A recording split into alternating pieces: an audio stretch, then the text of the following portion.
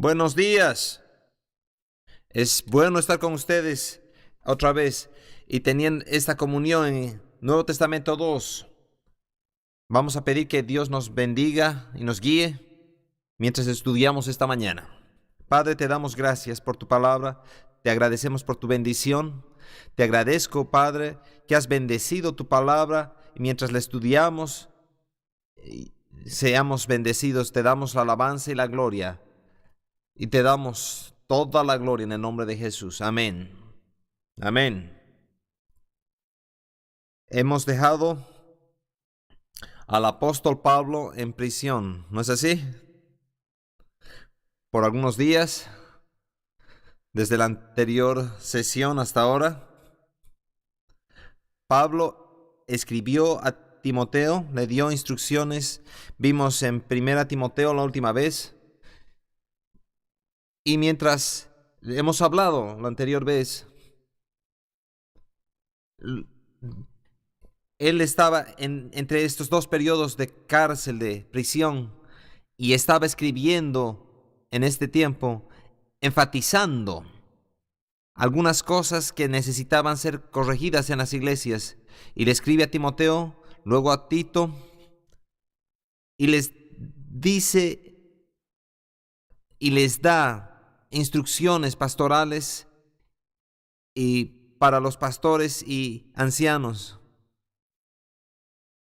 En 1 Timoteo capítulo 3 nos da instrucciones de las cualificaciones para ancianos, pastores, obispos y diáconos. Hay buenos lineamientos que cada uno de nosotros tiene que entender, las cualificaciones que él lista ahí. Ahora vamos a Tito, porque probablemente esta epístola ha sido escrita entre la primera y la segunda epístola de Timoteo. Y luego vamos a seguir con 2 Timoteo. Veamos a Tito en estos momentos. En Tito capítulo 1, verso 4, Pablo escribe a Tito, verdadero hijo en la común fe. Entonces aquí hay otro de los hijos de Pablo en la fe. Era uno de sus convertidos. Él fue criado y enseñado y hay una relación tremenda entre ellos. Tito obviamente era griego, habla acerca del asunto de la circuncisión, él no tiene que preocuparse de los rituales, y Tito es obviamente uno de los pastores que se ha involucrado. Hay varios temas aquí con Tito y hay varias referencias a él. Hay un hecho raro que quiero que consideres, y ese es que el nombre de Tito no aparece en ninguna parte en el libro de Hechos. No está en la historia. Y muchas veces se lo menciona en otros lugares, en las epístolas de Pablo, y Pablo se conecta con él. Pero es algo raro que no se lo menciona. Lucas no lo menciona en el libro de Hechos. No sabemos cuál es la razón, pero es algo raro en esta relación con Tito. Tito es alguien que arregla problemas. Es enviado a situaciones difíciles. Vayamos a 2 de Corintios, capítulo 7. Vamos a ver cómo Pablo lo usó antes. Capítulo 7, 2 Corintios 7.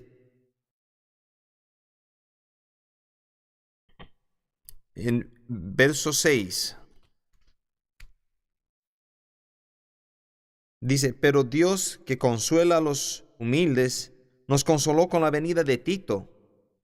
Y no solo con su venida, sino también con la consolación con que él había sido consolado en cuanto a vosotros, haciéndoos saber vuestro gran afecto, vuestro llanto, vuestra solicitud por mí, de manera que me regocijé aún más. Porque aunque os contristé con la carta, no me pesa, aunque entonces lo lamenté. Pero veo que aquella carta, aunque por algún tiempo os contristó, Ahora me gozo, no porque hayáis sido contristados, sino porque fuisteis contristados para arrepentimiento. Porque habéis sido contristados según Dios, para que ninguna pérdida padecieseis por nuestra parte. Porque la tristeza que es según Dios produce arrepentimiento para salvación, de que no hay que arrepentirse, pero la tristeza del mundo produce muerte. Ahora, lo que tienes que hacer ahí es, tenemos que leer entre las líneas. Tito había sido enviado ahí para llevar este mensaje, una carta de corrección, y luego regresa y trae consuelo a Pablo. Y dice, les han respondido muy bien. Entonces, ¿para qué fue enviado Tito? Para que él arregle ciertos temas ahí en Corintio. Pablo usó a Tito no solo para llevar la carta, sino para también enfatizar el mensaje en persona. Esto es lo que Pablo dice. Y déjame decirme lo que hemos estado escuchando. Entonces, él viene con una carta. En este sentido, él es alguien que arregla problemas y ayuda a la iglesia a corregir ciertas situaciones y problemas. Entonces, ¿te acuerdas que hemos hablado que hay una carta entre la primera y la segunda, que es la tercera en la realidad? Porque ya hay una que no tenemos copia antes de la primera de Corintios. Y luego es la que tenemos, que se refiere a mucha corrección. Y hay una entre medio de estas dos. Y esta segunda es la cuarta carta. Él le envió una exhortación para animarlos y los corrigió. Y le envió a un hombre que él confiaba que iba a llevar el mensaje. Entonces, Tito se convirtió en alguien que arregla problemas. Veamos en el verso 13. Por lo tanto, hemos sido consolados en vuestra consolación, pero mucho más nos gozamos por el gozo de Tito, que haya sido confortado su espíritu por todos vosotros. Entonces, Tito regresó. Alabado sea Dios. Ellos respondieron como pensábamos. Entonces, pues si de algo me he gloriado con él respecto de vosotros, no he sido avergonzado. Y mientras hablamos de estas cosas, en verdad, y aquí él continúa con este pensamiento, porque yo sé que Dios los ha bendecido y ustedes han respondido y han recibido esto también, porque cómo han respondido a las cosas que hemos mandado. Hay una corrección y yo me regocijo en la confianza que tengo en ustedes, porque ustedes han respondido en todas estas cosas. Aparentemente, Tito no era alguien que arreglaba problemas, era exitoso en hacerlo.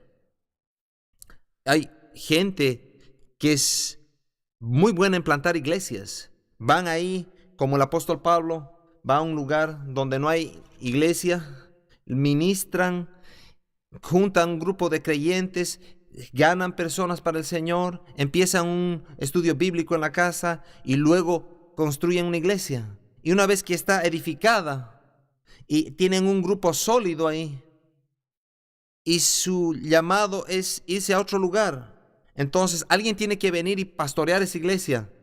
Entonces alguien que es buen apóstol y que empieza esa iglesia, si es un buen apóstol, va a estar pensando con anticipación a quién llamo para que pastoree esta iglesia. Entonces trae a alguien para que pastoree o quizás alguien que está en la iglesia, uno u otra situación, pero esta situación se desarrolla. Y alguien que es bueno como Tito para venir a una iglesia que ya está ahí por años y viene él con la personalidad correcta para decir, no, tú no puedes hacer de esa manera, está mal eso. Tienes que arreglar esta situación. Y lo hace de una manera tan amorosa y con gozo que soluciona el problema y lo corrige. Y es tan fuerte para mirar a alguien en los ojos y decir, eso está mal.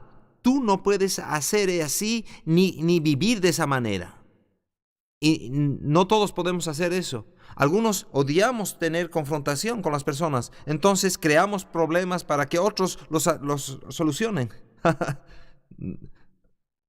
Ahí me estoy entrometiendo. Pero ves, hay aspectos así, y cada uno de nosotros tiene un lugar en la iglesia y una personalidad. Porque yo creo que hay aquí algunos titos para ir y corregir. Y no sugiere que vino con un látigo pateando puertas para arreglar. La epístola a Titos le da instrucciones fuertes, pero se ve que él va ahí y gana a la gente y ayuda a que respondan favorablemente. Pablo dice, Tito me trajo gran respuesta. Y Tito no dijo, he venido y lo he arreglado, sino que él viene con gran consuelo y gozo. Y es gozoso porque habían respondido favorablemente y había ahí una relación que se construyó. Y Tito vino gozoso. No tenía que ser malo para solucionar el asunto. Pero hay aquellos que tienen esa habilidad para solucionar problemas y Tito tiene esa personalidad para solucionar estos problemas. Y sabemos esto, por lo que vamos a ver. Vayamos por favor a Tito, capítulo 1, verso 5. Pablo escribiendo aquí dice, por esta causa te dejé en Creta, para que corrigieses lo deficiente y establecieses ancianos en cada ciudad, así como yo te mandé. Y vamos a ver esto en unos momentos más, pero le dice, yo quiero que pongas las cosas en orden, las cosas que están deficientes, y establecieses ancianos. Y quizás la iglesia en Creta está haciendo bien, pero te dejé ahí con un propósito, para corregir y solucionar problemas. Veamos a 2 Timoteo capítulo 4. Vamos a ver una referencia más de él. Verso 10. Porque Demas me ha desamparado amando este mundo y se ha ido a Tesalónica. Crescense fue a Galacia y Tito a Dalmacia. Pablo había enviado otra vez, cuando escribió 2 Timoteo, a otro viaje. No se sabe cuál era la naturaleza de ese viaje, pero lo envió otra vez a otro lugar para solucionar. Es la iglesia con puntitos, Dalmacia. Yo no sé, está bien. Vamos a seguir adelante. No sé por qué tenían puntitos. El énfasis en el libro de Tito es sana doctrina, no bromas, sana doctrina. Y Pablo le dice a Tito, quiero que corrijas problemas doctrinales. Veamos en el verso 9. Capítulo 1, verso 9. Retenedor de la palabra fiel, tal como ha sido enseñada, para que también pueda exhortar con sana enseñanza y convencer a los que contradicen. Él está describiendo aquí a Tito cómo el anciano de la iglesia tiene que ser, pero también está diciendo alguien que sea suficientemente fuerte para mantenerse en la sana doctrina, porque aparentemente ha habido problemas.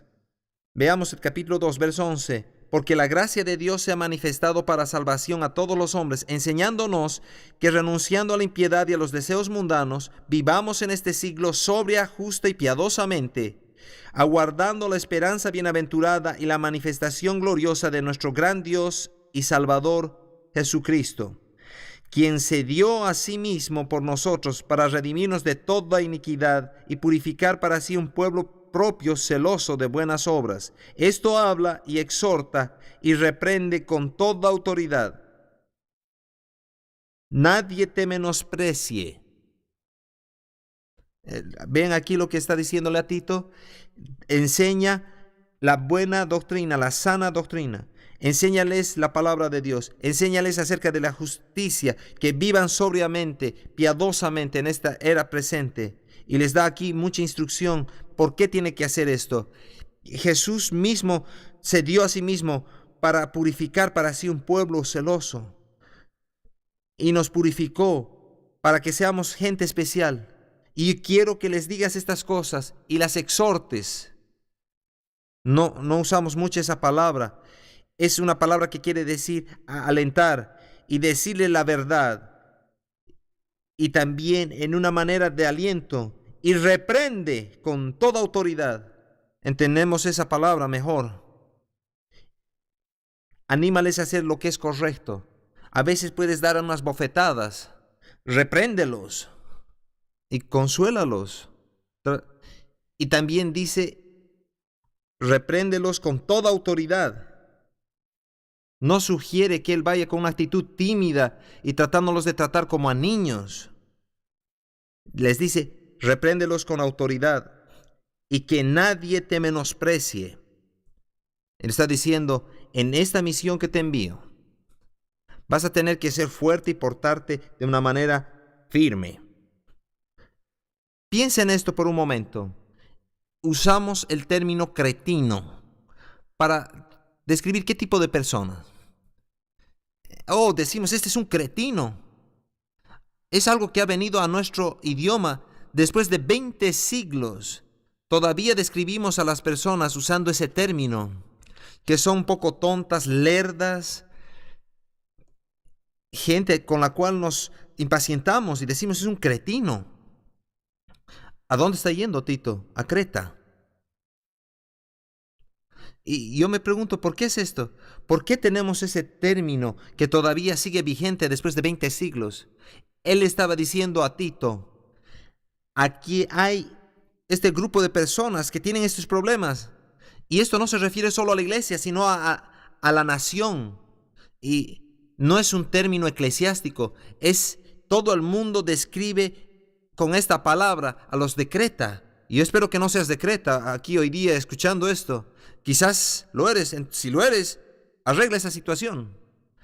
Pero usamos ese término porque era tan conocido que estas personas eran lentas, tontas, a veces difíciles de gobernar. Y envía a Tito para poner las cosas en orden en la iglesia. Aparentemente la iglesia estaba en esta situación. En Hechos capítulo 2, cuando los discípulos que estaban ahí llenos con el bautismo del Espíritu Santo en ese tiempo, ahí listan varios grupos étnicos que escucharon a los distintos discípulos hablando en su propia lengua. Y los cretenses estaban ahí. Había gente de Creta que vio el derramamiento del Espíritu Santo en Pentecostés y no, sin duda, regresaron a casa y levantaron una iglesia. Esa es una isla que está en el Nuevo Testamento. Entonces, ya la iglesia había vivido por varios años, quizás unos 30 años. 30 años después, después del día de Pentecostés. Por 30 años estaba esta iglesia y ellos no tienen todavía orden en sus iglesias. No tienen ancianos establecidos y autoridades reconocidas en la iglesia. Pablo le dice a Tito, anda ya y ve si puedes arreglar ese desorden. Ustedes conocen una iglesia así, no levante su mano. Pero hay iglesias que se niegan a ponerse en orden, que se niegan a reconocer autoridad. Tienes que enviar a Tito a esas iglesias. Gracias a Dios porque hay buenos Titos hoy día que tienen esa habilidad para amar a las personas y traerlas en una buena relación y hacer las cosas que son necesarias hacer. Ahora, ¿qué nos da aquí? Es un libro muy corto. No se puede hacer un gran bosquejo de esto. El énfasis es enseñar sana doctrina y corregir. Había gente que judaizaban y decían que tenían que volverse en judíos antes de que se conviertan en cristianos. Y el énfasis aquí es que las buenas obras no son la base de la salvación. Capítulo 3, verso 3. Porque nosotros también éramos en otro tiempo insensatos, rebeldes, extraviados, esclavos de concupiscencias y deleites diversos, viviendo en malicia y envidia, aborrecibles y aborreciéndonos unos a otros. Oh, dice nosotros. Éramos de esa manera, como ustedes lo son ahora. Esa es la sugerencia que hace aquí. Entonces hay problemas, hay muchos problemas en la iglesia. Verso 4, pero cuando se manifestó la bondad de Dios nuestro Salvador y su amor para con los hombres, nos salvó no por obras de justicia que nosotros hubiéramos hecho, sino por su misericordia, por el lavamiento de la regeneración y por la renovación del Espíritu Santo, el cual derramó en nosotros abundantemente por Jesucristo nuestro Salvador, para que, justificados por su gracia, no hemos sido hechos salvos por nuestras obras justas. Y ese es uno de los problemas cuando hablamos una y otra vez en las iglesias. Ahora aquí también, en Creta, aparentemente tienen este mismo problema, que no es por obras. Y tiene que corregir esto. Hay otras instrucciones breves en esto, que es similar a lo que le dijo a Timoteo acerca de los ancianos, en el carácter, en su calidad moral, espiritual. Tiene que ser de la mayor alta calidad. Los líderes, los ancianos tienen que ser de esa calidad en todas estas situaciones. Veamos en el verso 3, capítulo 14. Y aprendan también los nuestros a ocuparse en buenas obras para los casos de necesidad, para que no sean sin fruto. Aquellos que están redimidos son lentos a veces para cambiar en su carácter, en su integridad. A veces tratamos con problemas en esta área. Hay gente que es redimida, acepta la salvación. Y Pablo no está sugiriendo que estas iglesias se van a ir al infierno, pero necesitan ser corregidas. Hay una oportunidad para hacerlo. Entonces, después de que la gente ha sido redimida, la integridad de su carácter no lo demuestra. A veces se necesita una predicación fuerte para que se enderece. Ustedes saben qué hacer. Pablo aquí les muestra en varias situaciones y les dice en esta situación, y les dice, no quiero que ustedes se mantengan sin fruto. En otras palabras, esta iglesia ha estado ya ahí por varios años. Más o menos tiene 30 años y no tiene fruto y no está produciendo. Entonces tenemos que enviar a Tito para solucionar la situación y avivarlos y que la iglesia continúe produciendo. Y así también para que siga llevando el mensaje y predique el mensaje que necesitan escuchar. Otro comentario acerca de este libro que tiene más referencia a Jesucristo como Dios nuestro Salvador. Solo esa frase, Dios nuestro Salvador, más que en cualquier otro libro del Nuevo Testamento. En esos 3 capítulos usa esa frase, Dios nuestro Salvador, que enfatiza que nosotros somos salvos por lo que Jesucristo hizo, nuestro Salvador, Dios nuestro Salvador. Y así lo relaciona. Es otra conexión que nos ayuda a entender esa relación trina, la Trinidad, Padre, Hijo, Espíritu Santo. Otro pensamiento que quiero compartir contigo, que nos da un poco de antecedentes en el Nuevo Testamento.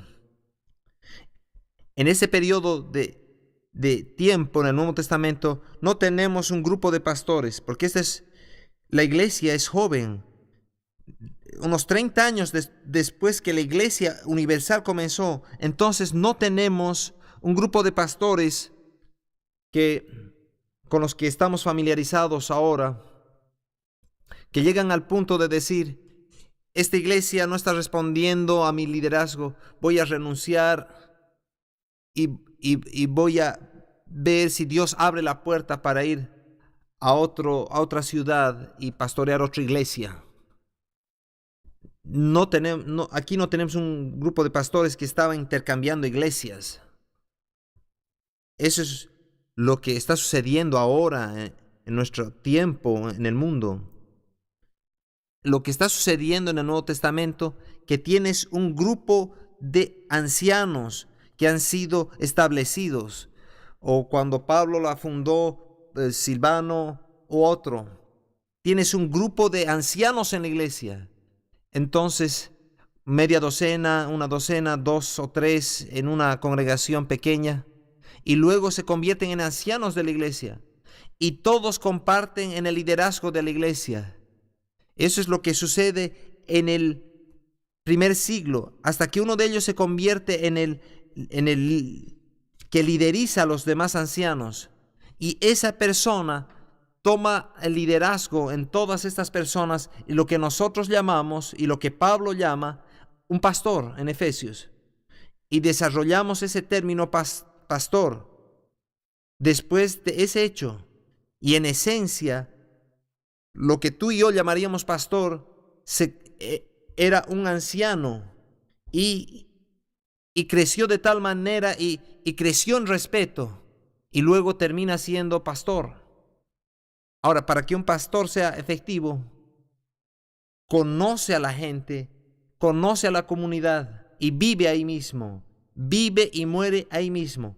No vemos muchos pastores que crecen en una comunidad y levantan una iglesia, se levantan como pastores de esa iglesia y se establecen en esa comunidad. Pero esa es la iglesia del Nuevo Testamento. Y yo puedo mostrarles ejemplos de gente que ustedes no conocen, pero los puedo nombrar.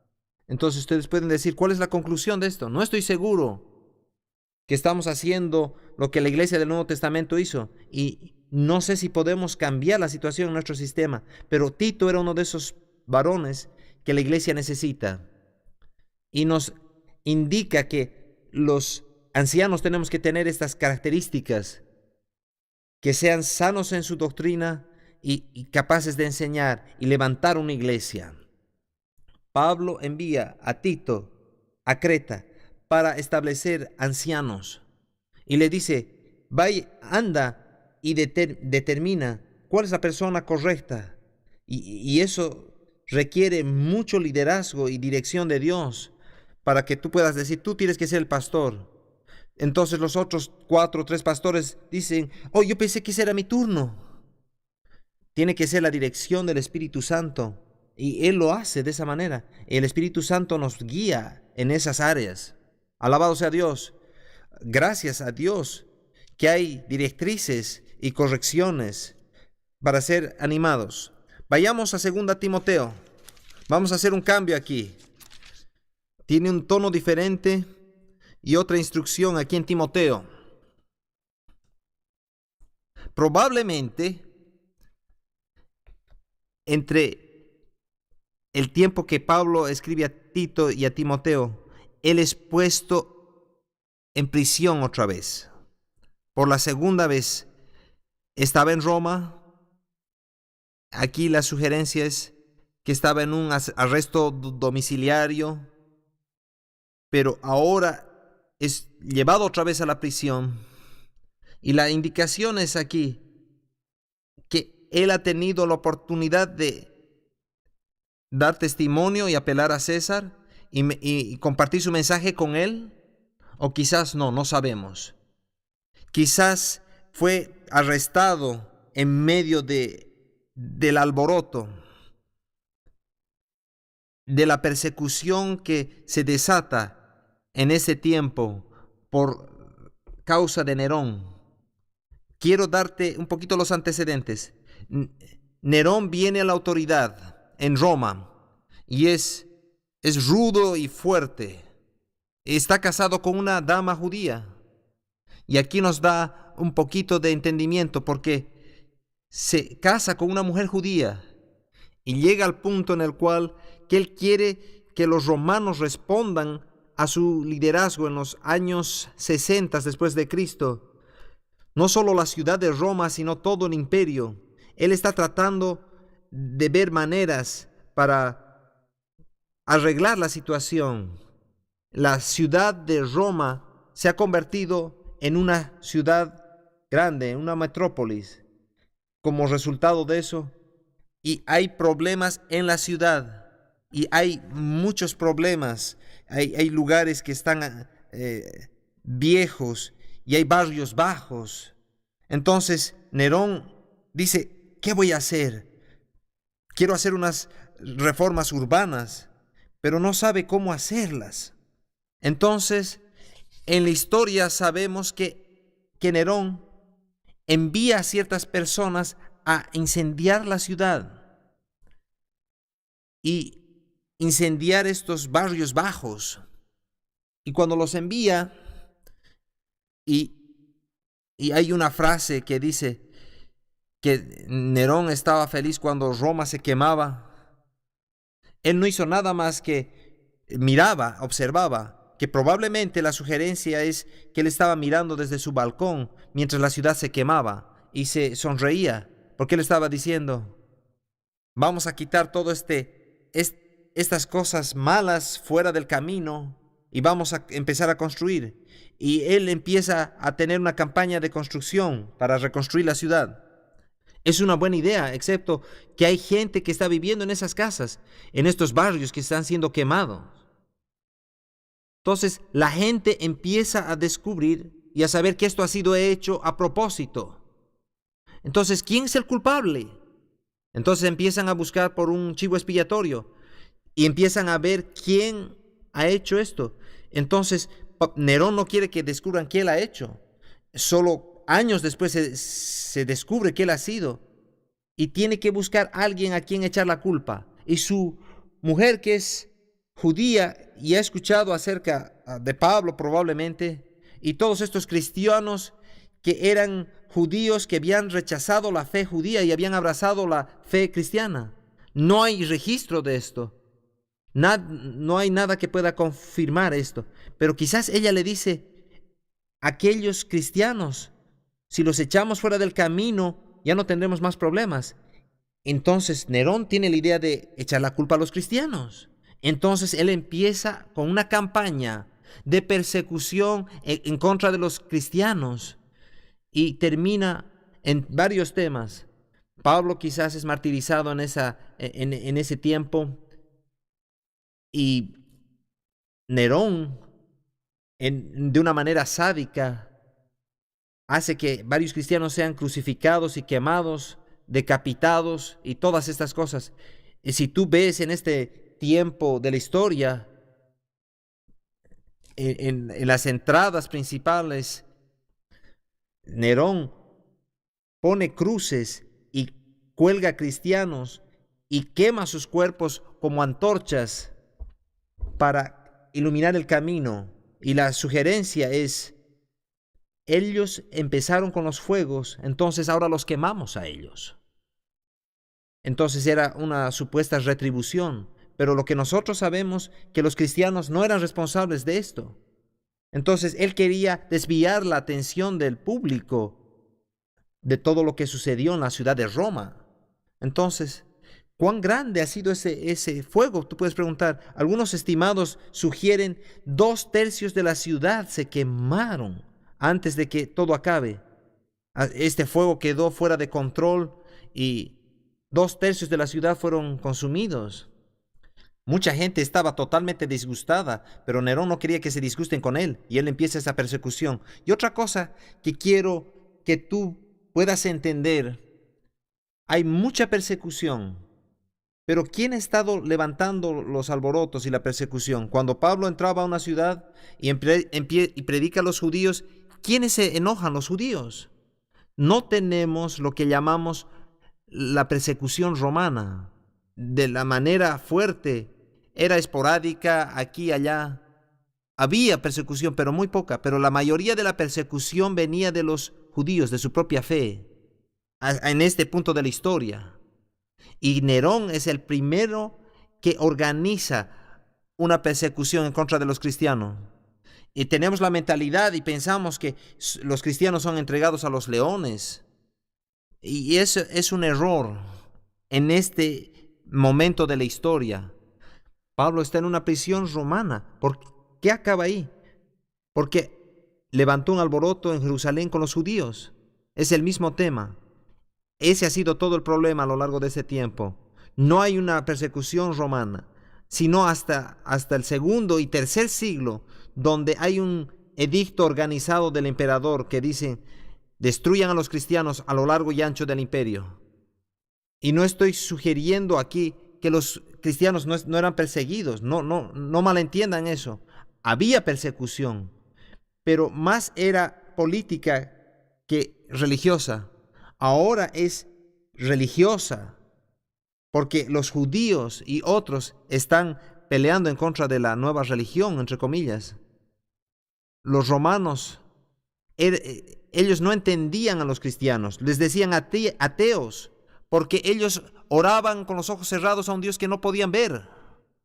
Entonces, ellos pensaban que eran ateos, que no había Dios.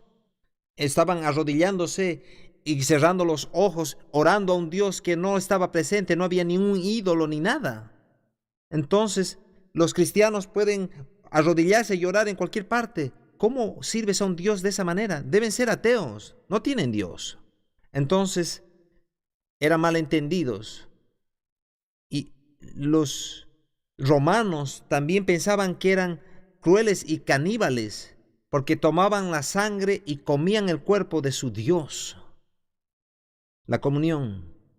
Entonces los romanos no entendían lo que los cristianos estaban haciendo por la ignorancia de lo que era el cristianismo y lo que hizo Cristo. Entonces los empujaron y los relegaron. Y empujaron a los cristianos. Entonces, en este momento, Pablo está en prisión por toda esta relación. Es puesto otra vez en prisión y probablemente es la última vez. Él ha llegado al punto que está esperando la ejecución. Él parece que entiende cuando le escribe a Timoteo que la muerte está viniendo antes que él sea liberado.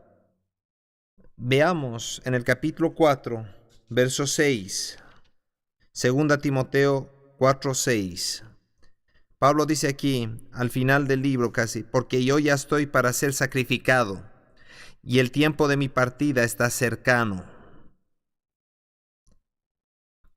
Eso suena de alguien que sabe que no tiene mucho tiempo. He peleado la buena batalla, he acabado la carrera, he guardado la fe. Por lo demás,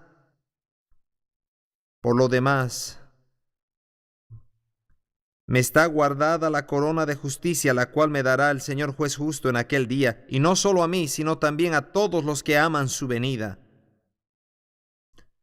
Muchas veces citamos versos 7 y 8, hemos peleado la buena batalla, y es un ánimo para todos nosotros, pero en este contexto, tú ves que ese consuelo es más fuerte. Estoy al final de mi vida. Y lo he hecho todo lo que tenía que hacer, Timoteo. Y dice ahí en el verso 6, porque el tiempo de mi partida está cercano. Él sabía que ya era una situación eminente. Iba a perder su vida en lugar de ser liberado. Entonces lo que sabemos, que estas son las últimas palabras registradas de Pablo en el Nuevo Testamento, en este libro de 2 Timoteo. Y su preocupación era por el bienestar de Timoteo y el éxito de la iglesia en Éfeso. Y le escribe de varias maneras. No voy a ir por cada verso, pero le dice: aviva el don, no te avergüences de tu juventud. Guarda el buen depósito por el Espíritu Santo. Había mucho consejo y ánimo personal. Le dice: esfuérzate en las cosas que te he enseñado. Mucho de esto es un recordatorio. Huye de las pasiones juveniles. y le dice, no te preocupes acerca de esas fábulas, escapa de ellas, escapa, Timoteo, huye de las pasiones juveniles que quieren jalarte, predica la palabra en tiempo y fuera de tiempo, sé sobrio, vela, mucho ánimo personal mientras tú lees 2 Timoteo. Ves mucho de esa relación y ves a un hombre que está dando sus últimas palabras y lo último que está registrado de él. Y le dice a Timoteo, Timoteo, quizás no te escriba más, pero quiero que te acuerdes de esto. Este es un libro muy bueno para que nosotros veamos, porque las últimas palabras son importantes. Las últimas palabras de una persona que se está muriendo muchas veces traen mucho significado. En este caso, no era una cama de aflicción. Él estaba consciente y le dice a Timoteo, esto es lo que tú tienes que hacer, déjame recordarle. Y le dice todos estos aspectos personales. En el capítulo 2 es un capítulo muy interesante y nos da muchas metáforas. Aquí nos habla acerca de la iglesia. En el capítulo 2 dice, tú pues, hijo mío, esfuérzate en la gracia que es en Cristo Jesús. Aquí hay la metáfora del padre-hijo. Es como si tú eres mi hijo en Cristo. En el verso 2, lo que has oído de mí ante muchos testigos, esto encarga a hombres fieles que sean idóneos para enseñar también a otros. La implicación aquí es, yo te he enseñado a ti, tú enseña a ellos y asegúrate que ellos enseñen a otros. Mantén esto moviéndose. Esa es la única manera que el evangelio va a ser diseminado. Yo he escuchado decir a un anciano pastor que ya no tenemos tiempo para el evangelismo masivo. El evangelismo masivo es grande, es bueno, pero se salvan miles, cientos de personas, pero ya no tenemos tiempo para ello. Lo único que podemos hacer es predicar uno a uno. Y si cada uno gana, no va a tomar mucho tiempo para alcanzar al mundo. No tenemos tiempo para que alguien venga y haga una gran campaña. Es lo que Pablo le está diciendo en esta situación. Tú vas ahí, trata con estas cosas, te apuras y vas en esa relación. Lo que has escuchado de mí, dilo a otros para que ellos también lo digan a otros. Enseña estas cosas y continúa ministrando. El segundo tema en el verso 3, la segunda metáfora aquí, dice, tú pues sufre penalidades como buen soldado de Jesucristo. En el verso 4 dice, ninguno que milita se enreda en los negocios de la vida a fin de agradar a aquel que lo tomó por soldado. Le dice que sea soldado, sea soldado. En el verso 5 dice, y también el que lucha como atleta. Está hablando acerca de los atletas. Usa esa metáfora del atleta. Sé como un buen atleta. Verso 6 dice, va rápido de uno a otro. El labrador, y le dice ahí, para participar de los frutos debe trabajar primero. Si tú vas a hacer esto, hazlo bien. Luego en el verso 15, procura con diligencia prepararte a Dios aprobado como obrero que no tiene de qué avergonzarse, que usa bien la palabra de verdad. Dice, sea como un buen obrero, no seas flojo, sea un buen obrero. Verso 21, así que si alguno se limpia de estas cosas, será instrumento para honra, santificado, útil al Señor y dispuesto para toda buena obra. Aquí da la metáfora de ser un instrumento para honra. Santificado, apartado para el uso del maestro. Aquí vamos a la imagen que ya hemos visto en los utensilios del templo. Tú santificabas, apartabas los utensilios del tabernáculo. Hemos hablado de esto.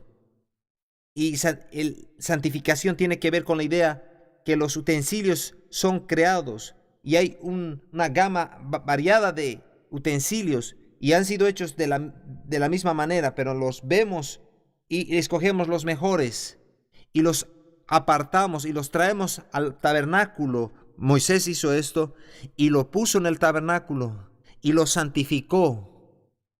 Los limpió, los purificó, les salpicó sangre y separó estos utensilios aparte de los otros y los hizo santos. Nunca más iban a ser usados para propósitos comunes. Eso le dice a Timoteo: tú te conviertes en un instrumento para honra. Y Timoteo entendió, porque Pablo le enseñó mucho sobre el tabernáculo y entendió esa metáfora muy bien en el Antiguo Testamento. Para entenderla, todas las implicaciones, esos instrumentos no se usaban nunca más en cualquier otro uso que no sea los del templo. Entonces eran apartados para ser usados por Dios, solo para las cosas de Dios. Es lo que tú hiciste. Tú te has apartado. Es por esa razón que estás en esta clase. Es por esa razón que tú estás estudiando la palabra de Dios. Tú te has apartado. Te has tomado el tiempo para hacer algo que el resto del mundo no está haciendo.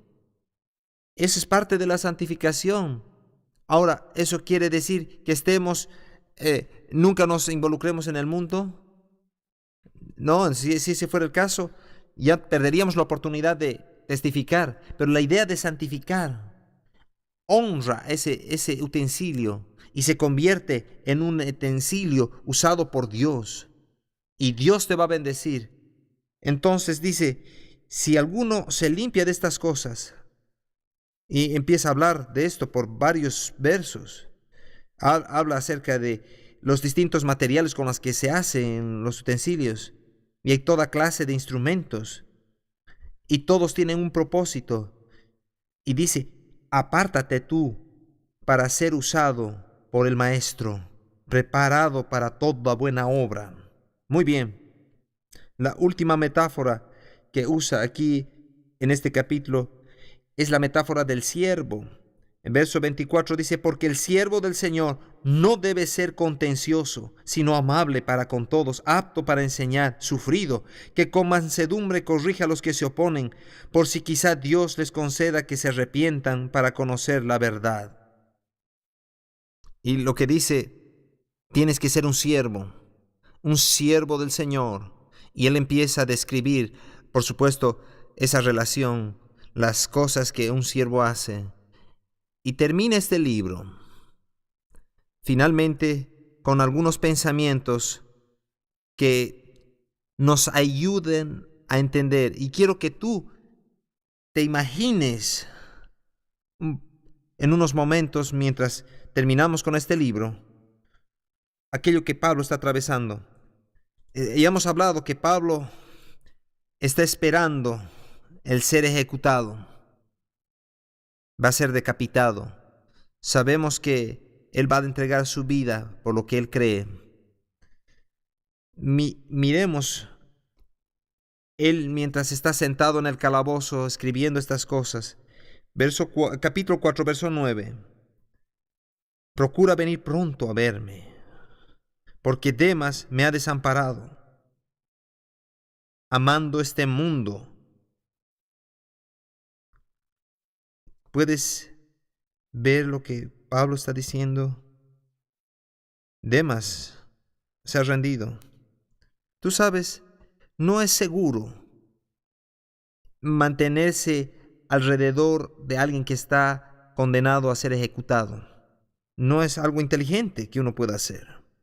Porque ¿a qué nos va a llevar esto? Quizás piensen que yo soy como él. Y quizás yo también sea ejecutado. Demas me ha desamparado, amando este mundo. Crescente fue a Galacia y Tito a Dalmacia. Solo Lucas está conmigo. Toma a Marcos y tráele conmigo, porque me es útil para el ministerio. A Tíquico lo envié a Éfeso. Trae cuando vengas el capote que dejé en Troas en casa de Carpo y los libros, mayormente los pergaminos. Y empieza a hablar acerca de todas estas cosas. Y hay gente que lo ha dejado. Alejandro el calderero me ha causado muchos males. Y dice, pero el Señor estuvo a mi lado y me dio fuerzas en el verso 17, para que por mí fuese cumplida la predicación y todos los gentiles oyesen. Así fui librado de la boca del león. Ahora, el primer pensamiento que viene a nuestra mente es que él está en el Coliseo romano, lanzado a los leones. Pero no, eso es probablemente lo que no ha sucedido aquí. Nerón se lo conocía como el león y probablemente es una referencia y quizás tuvo la posibilidad de presentarse ante Nerón y dice, fui librado de la boca del león. Y dice, yo estuve ahí en esa situación y fui liberado. Y dice en el verso 17, pero el Señor estuvo a mi lado y me dio fuerzas. En el verso 21, procura venir antes del invierno. Lo que está diciendo aquí es, si esperas demasiado, va a ser muy tarde para que navegues y no te voy a ver más. Hay un poco de tristeza aquí y también hay gran victoria y triunfo, porque Pablo dijo, el estar ausente de este cuerpo es estar presente con el Señor. Y él todavía lo sabía, y tú también puedes saberlo, amén. Ahí lo dejaremos. Dios te bendiga.